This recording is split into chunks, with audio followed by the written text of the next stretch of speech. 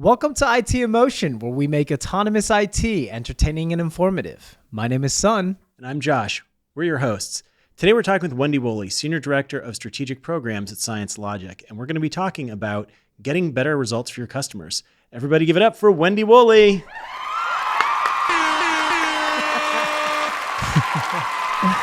Well, thanks for having me. Of course. Wendy, tell us a little bit about yourself. Oh, well, I've been here with ScienceLogic for 7.5 years. I've been really fortunate to have a number of different opportunities within the organization, traversed across a number of different groups, had the great pleasure of working with both of you on different projects along the way or different customers along the way. And right now what I'm doing is for the company driving the strategic initiatives that the executive team has decided are of importance and that we're all working together across the company to try to get to a better tomorrow for our customers. Well, that's great. So to kick things off, we like to do a little icebreaker. All right. We're going to do a would you rather question and just give us a kind of short answer of why you feel the way you do about this. So first question is, would you rather go on a week-long through hike, the Appalachian Trail or something like that, or a 4-hour weekend hike, and why? Oh, well, if we got some time off, I guess the long hike would be awesome in the Appalachian Trail. I actually, fun fact, my honeymoon was out in the Grand Canyon. So my crazy husband decided that, we didn't do a cruise or anything like that. No, we hiked the Grand Canyon. That's amazing. We put everything on our backs. We were North Rim for a while, and it was spectacular. Wow. And I guess the hiking hasn't stopped since. No, it really hasn't. Get outside. So second question we got for you is learning through experience or learning through reading?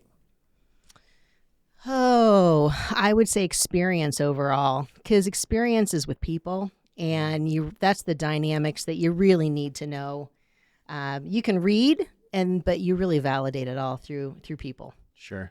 I feel like there's really advantages to each, right? Because you can go learn from the greatest experts in the world in different fields through reading. But there's some things, you're not going to improve your golf swing by reading about golf swings. You're going to go out and practice to improve it. Yeah, you got to apply it. Yep. Absolutely. Yep. And that's why there's the dichotomy of learning on the job and then going to school and getting that training, right? I mean, it's kind of similar learning differences. Absolutely. All right. So next question, would you prefer to prepare a detailed presentation with slides and stuff, or would you rather have an extemporaneous presentation on a topic Off the cuff? Oh, gosh. I would probably, I would do the slides because the presentations that I give have to be really targeted, and there's less time that I have for the presentations. And so I've got to do a lot of storytelling through slides to help paint a picture for what I'm talking about. And so I could talk all day long, which you'll find out today. That's not hard. But probably, with where I am right now in my career, I would go with the slides because I can get a better outcome. All right. Awesome. So Sorry, just got excited because I like when she presents. So PowerPoint slide or slip and slide? Ooh, gosh. PowerPoint. Fair enough. Fair enough. The last question we got for you is untangling complex problems or doing work that you kind of feel comfortable doing you've done before. Give me the complex problems. I love the complex problems. My superpower is actually connecting the dots and bringing together things that others may not see. And so really getting a chance to dig in, figure out something, and then be able to communicate a message back to bring some new insights is really great. I enjoy that. Yeah, that's great. So I think that kind of leads us into the next thing we want to talk about, which is a little bit more about your background. Oh, gosh. My background is varied. And so... But that's why you have these special powers, right? That's why I am what I am. I would say that I really enjoy working with people. Hopefully there's a testament with you guys and the work that we've been able to do over time. But certainly. I've had so many varied roles, but all of those have really helped me throughout my career to have a really well-rounded 360 view of those complex problems. And so there are some people who are going to go really deep on one topic and they're going to stay in it and they are going to be rock stars and subject matter experts.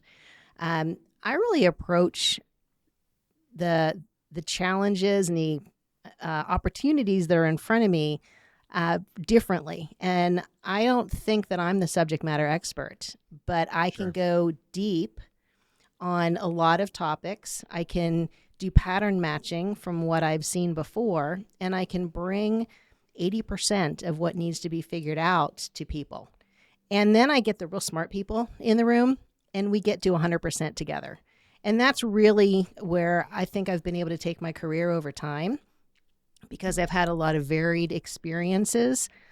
Some of them have been in community work. Some of it's been in just volunteer or small business, or working at the kids' school and helping out and learning what it's like if you're running a school system. Yeah. And so it's those different situations in life that then really give me an opportunity to try to bring things to the table for the real smart people to figure out. Sure. And you brought up the school system. You've actually done some volunteer work at the local school system, right? I did. Several years ago, I was with a community of parents, and we were trying to solve a problem. And that problem was, how do we keep the kids in the same schools in their communities without a really exponential growth in the school system causing children to be moved from school to school? Mm-hmm. And so that experience gave me some background to where I was asked by the Board of Supervisors and the school board to lead a committee to take a look at what we could do for a gifted and talented school.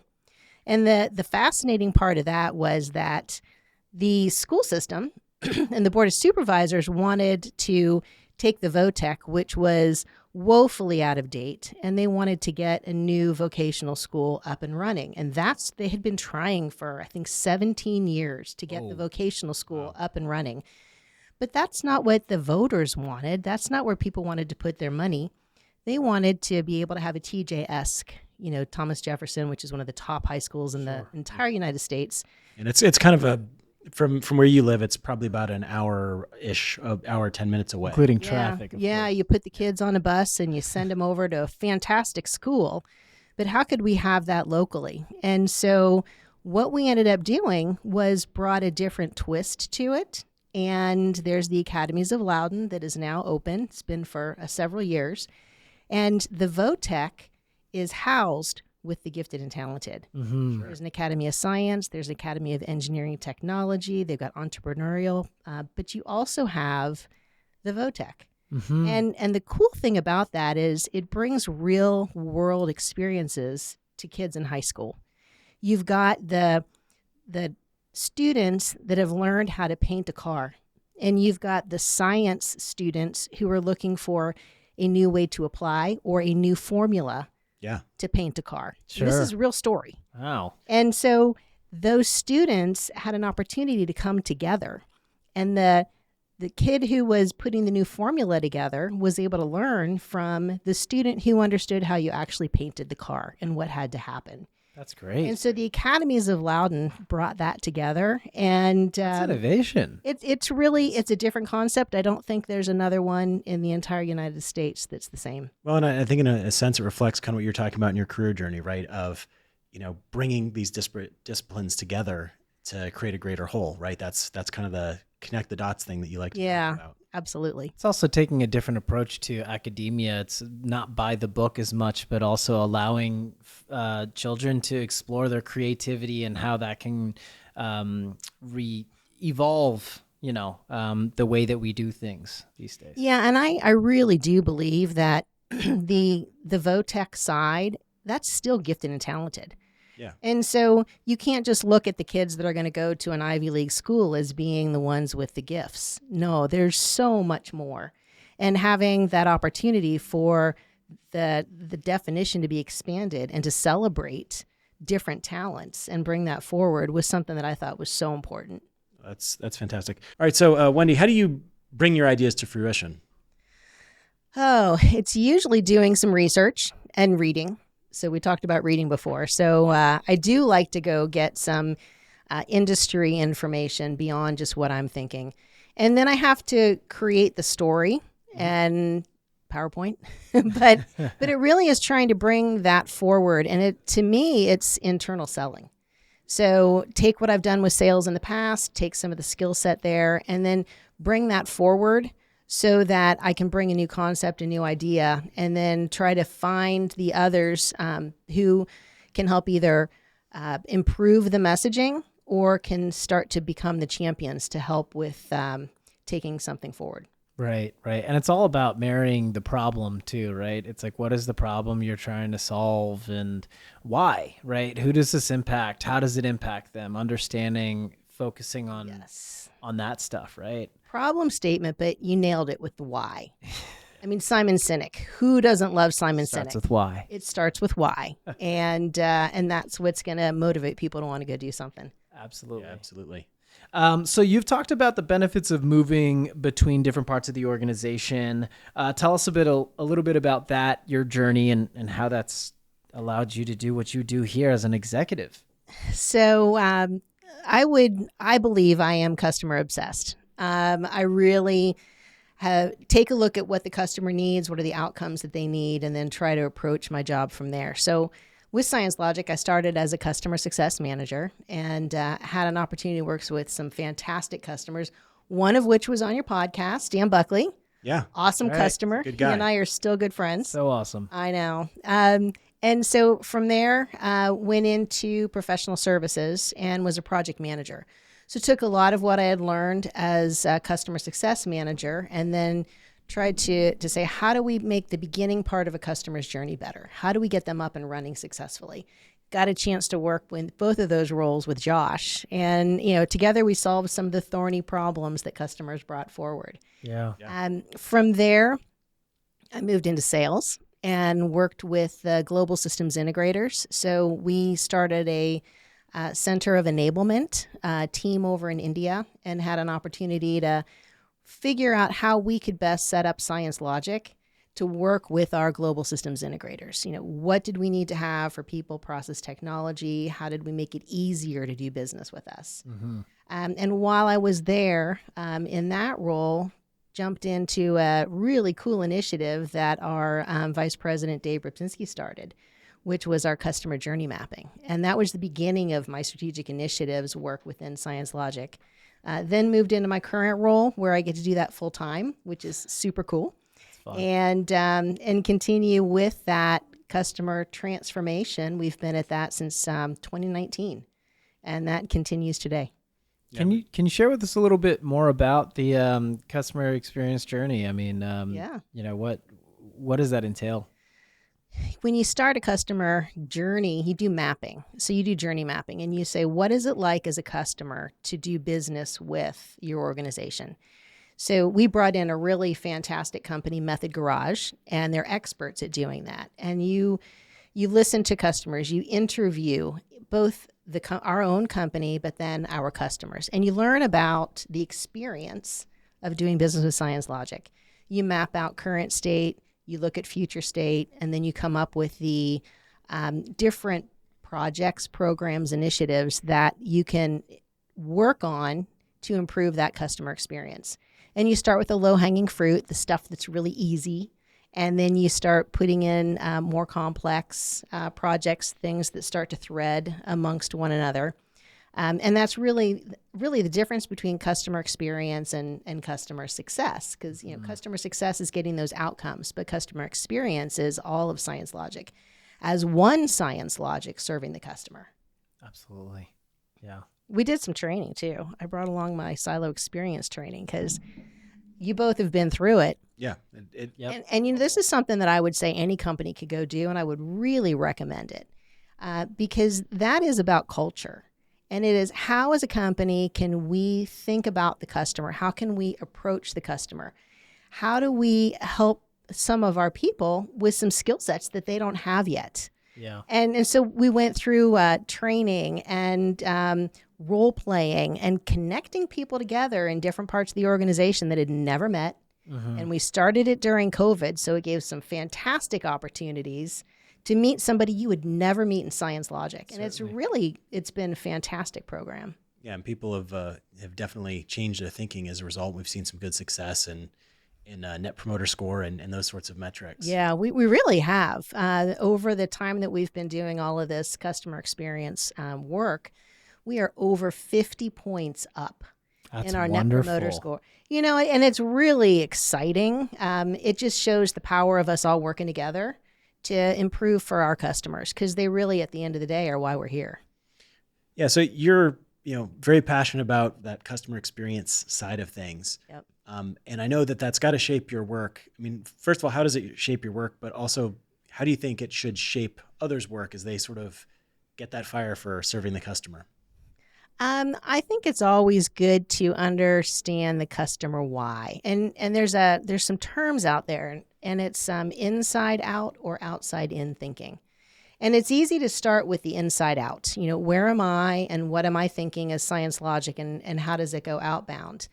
But you really get the power of improving your NPS, improving just the regular service to your customers if you think about the outside in. You're listening. And so, what do you need to do to put yourself in the customer's shoes to turn on that empathy and say, all right, even though it may not be the best from an inside out perspective, if I put myself outside in, then how do I approach that? And so that's really, you've got to do both. Yeah. Because you have to serve your customers within the company, but you also have to serve the customers who are paying the bill at the end of the day. And the lights on. Keeping the lights on. That's I right. love that. And so, yeah, it's the inside out versus the outside in, and learning how to have a balance of both of those as you look at a problem. Absolutely. And what passions for? Why are you so passionate about your customer relationship? What is it about working with the customers that excites you on a daily? I just like it when we get them to be successful. That is something that they all want for their careers. And so anytime that we can help them either advance their career or just be able to go home at the end of the day knowing that they've finished with a job well done, that really means a lot to me, because then I know that, I guess there's a part of me that's about service. Right. And I've been in service. There's a lot of people in my family who have been in service. My mom was a teacher. My dad worked in the Chamber of Commerce. So there's just that service that has been drilled into me. Yeah, it's From just an part early of age. me. Yeah, from an early age. And so that customer success is really about service to others in my own way. Yeah, that makes a lot of sense. If think from the kind of sysadmin role, right?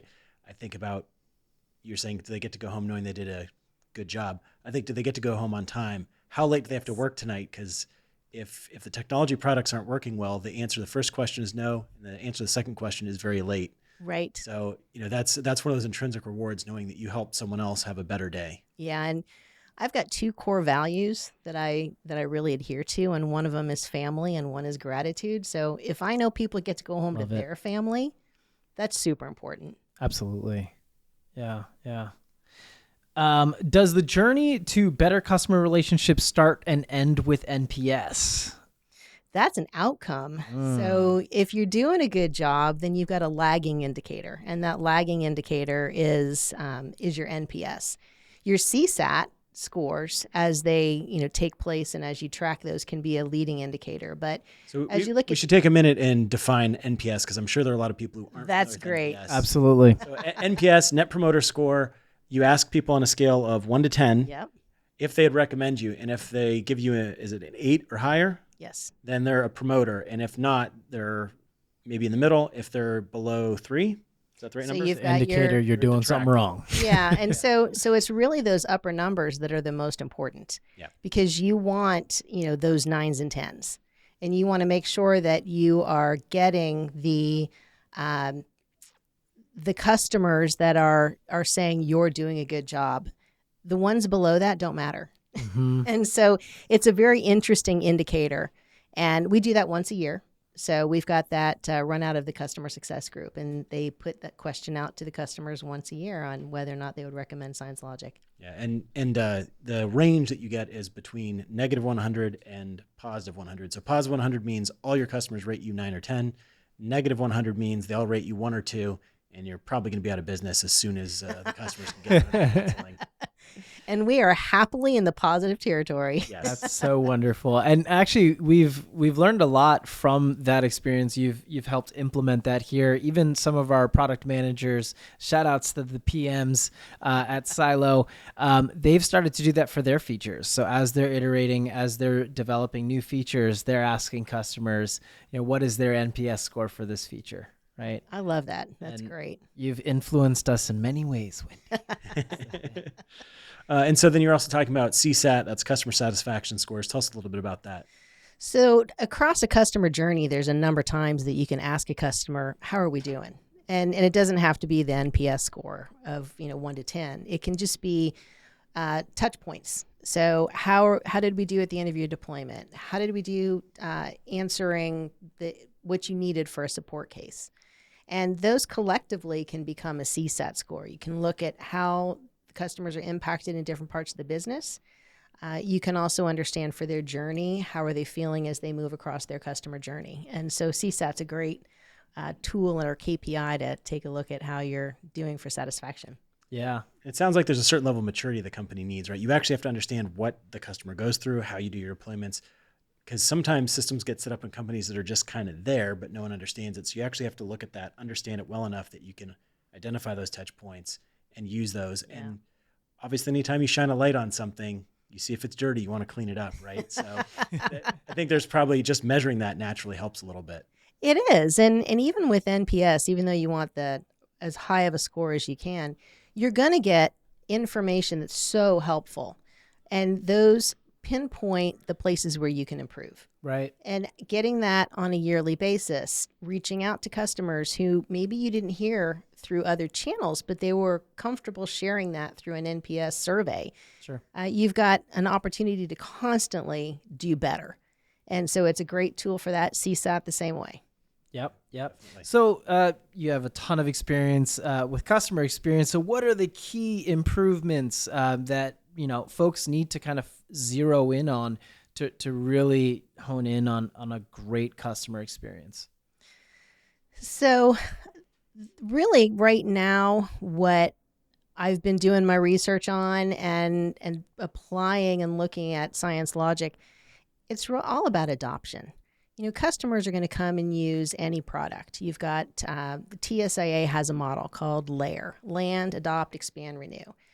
And land, you've got those who are excited and early to use your product, but then adopt is where you really need people using it. And this goes across any product anywhere. You need people want to change and to use your solution.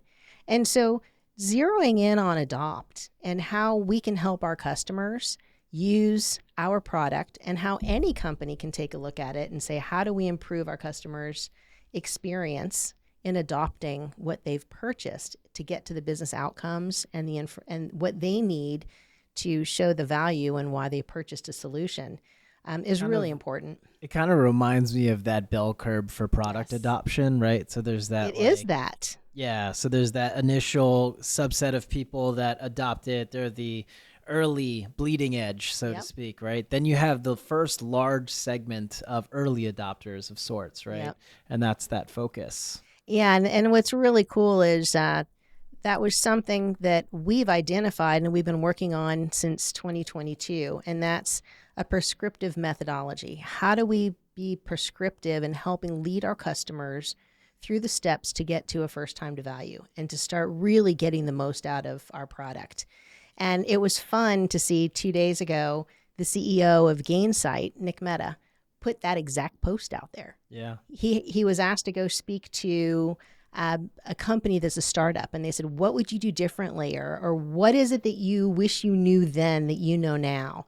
And he explained that whole process of, in the beginning, asking the customers, what do you want? And then getting to the point where you say, we know our product and we are the subject matter experts. We're going to take you on a journey and we're going to lead you through that journey to get you to some really great outcomes. And so seeing a CEO post that as something that he wanted to share with the entire LinkedIn world was really satisfying, knowing that we're all working on that together right now. Yeah, it's there's kind of different ways people look at releasing stuff, right? It can be serving a need that people say, it's always terrible if this happens, so you fix that. Yeah. And that's probably the easiest one if people are vocal about it. And then there's the, market creation, which is probably the very hardest thing to do. Yeah. Right. But sort of in between those two, you start solving a problem that you've identified, and then you become an expert in that problem. And so when people encounter that problem, you can consult them, you can help them. Yep. That's right. Your solutions not only fit in, but you can also help them skill up and level up in their ability to solve whatever issues they have. Absolutely. That's And really well put. It all requires people, process, and technology. And how does that kind of map together in your mind? All right. So there goes the project planning nerd side of me. That's what we really want. Yeah, honestly. that's what we want on the podcast. The nerd side. It is about people, process, and technology. And you've got different stakeholders. They're going to have different priorities. Your executives are looking at the technology and how to get to a better tomorrow. As you said, you've got the product life cycle, and that's the beginning. Those execs who are going to purchase ScienceLogic are looking at that. And so they're looking at the technology, but then the folks that need to adopt it and use it, look at that combination of people, process, technology a little differently. And they're going to take a look at how to minimize disruption and how to make sure the people process fits within the organization itself. And so, as you take a look, going back to that problem solving and how to look at the puzzle a little differently for each of your customer stakeholders, it's something that we have to do as a company as we move through the product life cycle and help lead a customer through to the value that they're looking to get through a solution. Yeah, and so one thing you kind of brought in there is you've got the people in the process, and a big part of focusing on the process is getting rid of that sort of hero culture, right? Like, oh, there's a problem, and I worked 40 straight hours to fix it. Like, how do you get about doing that part of it? Oh, that's really something we get into the silo experience training, because we want to get away from a hero culture and we want to be able to work better together. And that people and process is something you need to completely come back to again and again. Yep. If you can improve the people process using technology, you've got the combination of workflows and process. And so as you look at that, and you smooth that out, then you make sure that you don't have to have the hero culture. People get to go home. They're not called in the middle of the night. And so that works for both us as ScienceLogic, and it also works for the customers. But shout out to the Brents out there. I mean, I know that you folks can be heroes and you put in the time. So, but yes, it is a cultural change, right? That's a big part of it. And then even technologies, new adoptions to technologies can kind of be a disruptor as well, right? Yep. So talk to me a little bit about how we've seen adoption go through its troubles and then eventually get adopted, and how that's actually turned a corner. So, with customers, there's those who grab it quickly. And that's just human nature. There's some people that are just excited and curious, and they're going to grab something new and they're going to put it to work. But then you've got those, to try to get into critical mass, you've got to be able to get customers to see the benefit. Why is this going to get me home earlier at night? How is this going to... Yes, I can get rid of my old tool or what I was used to using, because this is going to make my life better. And so being able to work through that with our customers, to prove that out, gets them to the outcomes that they need. And it's different depending on who you're talking about. An executive wants something completely different than a subject matter expert on a specific technology or tool. Sure. And so as long as we understand how to make a better tomorrow for each one of those groups and get them what they need, then I think we're doing okay. So you're really talking about empathy, right? It's empathy for the executive, right? The executive maybe wants a good single pane view dashboard to see everything that's going on, whereas the subject matter expert may want to know the marketing statistics, or they may want to know whether the system is up or down that they're individually responsible for. Yeah. So how do you develop that kind of empathy within the culture of a company? As far as the empathy just comes back to knowing your customers and the personas. And so personas plays into that. You may call them stakeholders at one point, but then from a product standpoint, we've got the personas. So what do they need to see to do their job? What do they need to see to validate an investment? What do they need to see to show that strategically they're getting better as an organization, and they're able to put their time and effort onto things that are of higher value within their companies. And I think that's really what is super important for any company. If you're going to buy some technology, you want it to make you more efficient. Sure. Because time and people's time is precious. So how do you make sure that they can take their time and put it on higher value tasks? Because that continues to help our customers improve their own businesses. Absolutely. And do you have any stories of that, like how you've helped specific customers improve in that experience? A lot of, as a customer success manager, it's understanding where a customer is with the technology, understanding what their next enhancement is or advancement to be able to move on to their journey.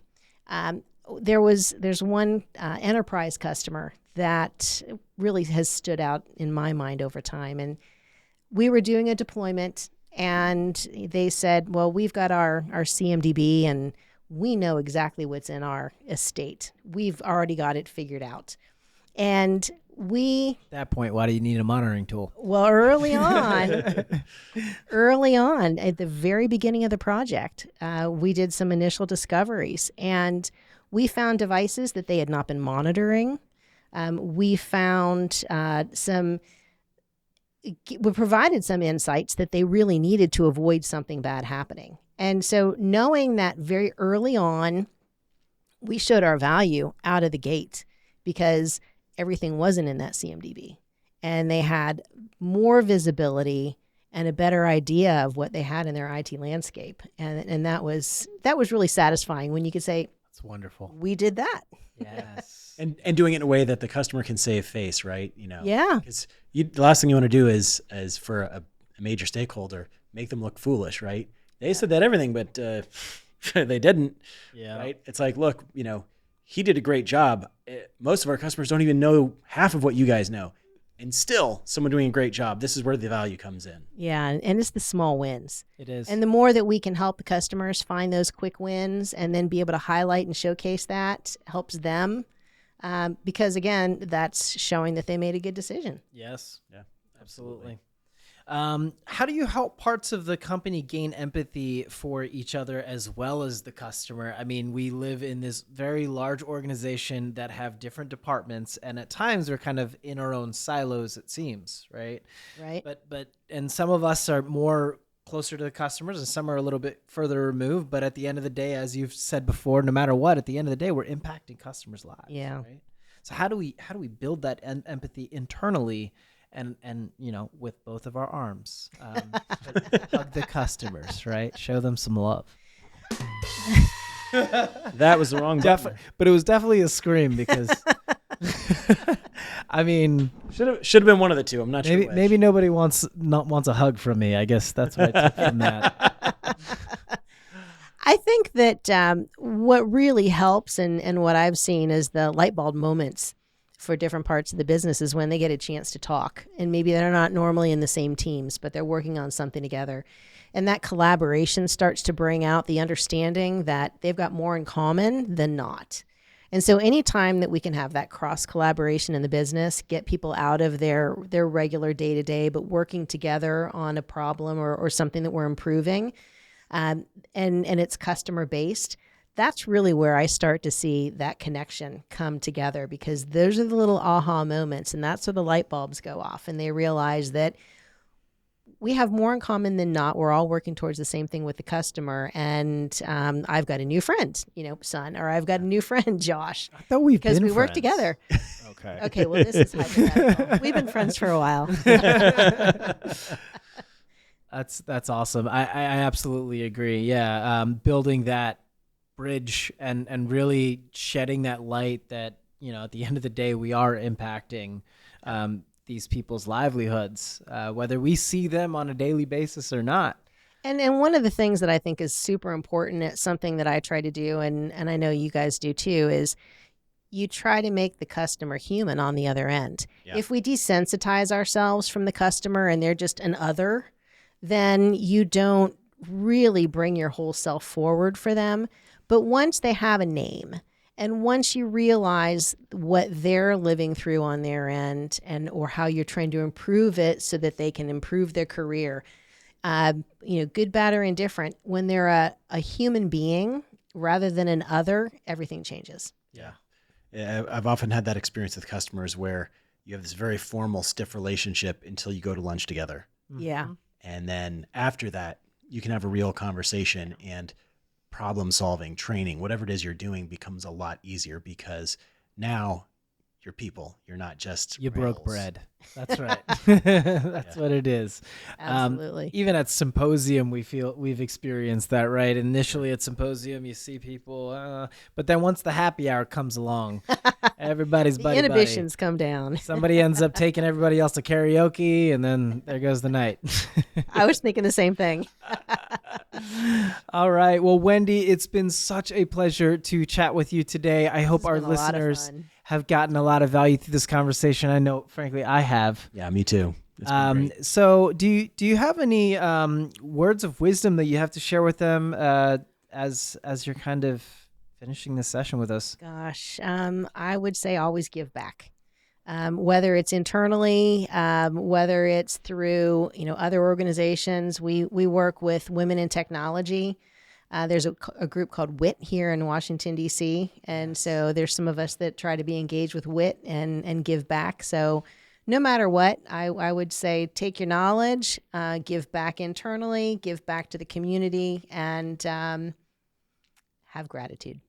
Awesome. Well, thanks for coming in. We really enjoyed speaking with you. If people want to connect with you or learn more about you or what you do, where can they go? You can find me on LinkedIn, Wendy Wooley. Excellent. Everybody give it up for Wendy Wooley. Thank you again for joining us today, Wendy. We hope you enjoyed this session as much as we have, and you folks as well listening on. Thank you very much, folks, and we'll see you next time. Sayonara. Thanks for listening, everyone. If you've enjoyed this week's episode, we'd really appreciate you hitting the subscribe button on your favorite podcast app. We're hosted on YouTube, Apple, Spotify, iHeartRadio, Stitcher, and many other podcast platforms. We're adding new episodes on a regular cadence, and you can also access our podcasts at ScienceLogic.com/podcasts.